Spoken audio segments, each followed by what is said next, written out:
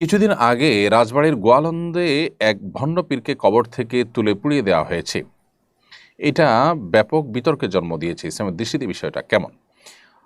দেখুন, এখানে কয়েকটা দিক আমাদের দেখতে হবে। সর্বপ্রথম যে দিকটি কথা বলতে চাই সেটি হলো যে, যার ব্যাপারে নানা অভিযোগ স্থানীয় আলেমুলামা ধর্মপ্রাণ মানুষ দীর্ঘদিন থেকে করে এসেছেন, অভিযোগগুলো খুবই গুরুতর। দুর্ভাগ্য যে এই অভিযোগগুলো আমল নিয়ে যথাযথ করণীয় নির্ধারণ করার বিষয়ে প্রশাসন চরম ব্যর্থতার পরিচয় দিয়েছে, যার ফলশ্রুতিতে একটি অনাকাঙ্ক্ষিত পরিবেশ পরিস্থিতি তৈরি হওয়ার স্কোপ তৈরি হয়েছে।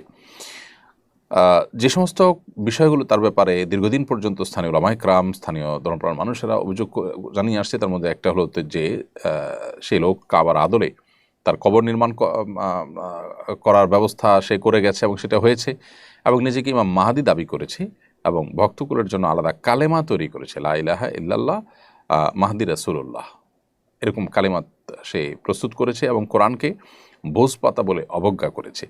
ঈসা আলাইহিস সালামের দীক্ষা দেওয়ার আড়ালে মানুষকে খ্রিস্টান বানাতো তার ছেলে মেহদি নূর তারেস।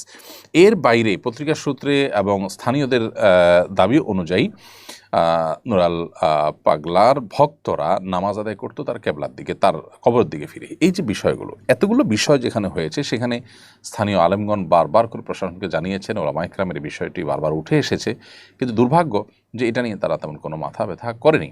অথচ এর প্রত্যেকটা বিষয় সাধারণ মানুষের হৃদয় রক্তক্ষরণ হওয়ার মতো। কোরআন অবমাননা থেকে নিয়ে হেন কোনো কাজ নাই সে করেনি যেগুলো মানুষকে ক্ষুব্ধ করতে পারে। তো জনগণ সংক্ষুব্ধ হতে পারে এমন কাজ যখন কেউ করছে, তাকে থামানোটা কর্তৃপক্ষের কর্তব্য ছিল, সেটা করা হয়নি। ফলশ্রুতিতে সেটি জনরোষে পরিণত হয়েছে।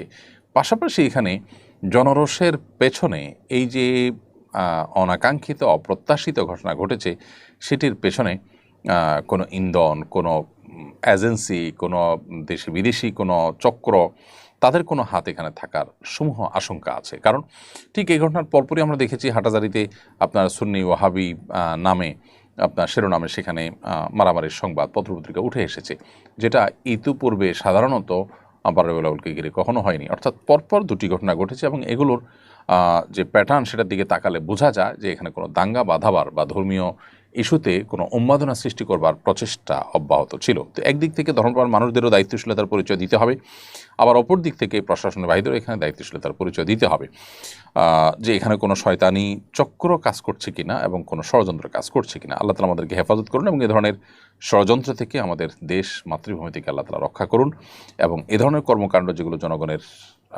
ধর্মীয় অনুভূতিতে আঘাত, সেগুলো বন্ধ করাটা এটা আমাদের কর্তব্য এবং এটার জন্য সুস্পষ্ট আইনও হওয়া দরকার।